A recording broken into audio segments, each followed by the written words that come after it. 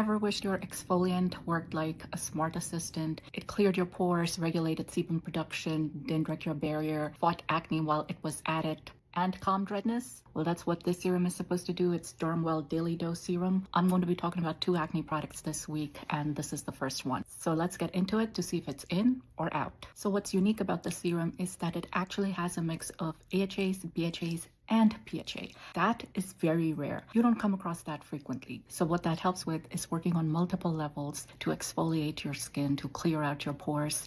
It's got encapsulated salicylic acid, and the encapsulation is going to help the salicylic acid penetrate your skin better and declog your pores. I tend to get it over here, and I'll show you an example.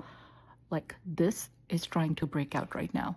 This is trying to break out right now. So it's going to penetrate skin, and it's going to do it without irritation to the barrier because it is encapsulated, and it's going to go to work deeper than regular salicylic acid will. It's also got mandelic acid and gluconolactone, and I absolutely love mandelic acid. It is a super gentle AHA, especially for brown skin, for you to exfoliate with. It's just going to gently take away that dead layer of skin. As old pigmentation rises, it's going to start taking that away, and it's not going to irritate your skin like strong glycolic acid can do. So what it feels like is a lightweight serum. You see that? And all you do is you can spot treat. So if you have a sensitive barrier, you can only go over the areas where you need help, or you can put it all over your face. And honestly, for the last week, that's exactly what I've been doing. And because it's so gentle, you can use it daily. Would I start with that? No, I would still start with 2 to 3 times a week, see how you're doing with everything. But if you are super acne prone, especially in the summer, like my T-zone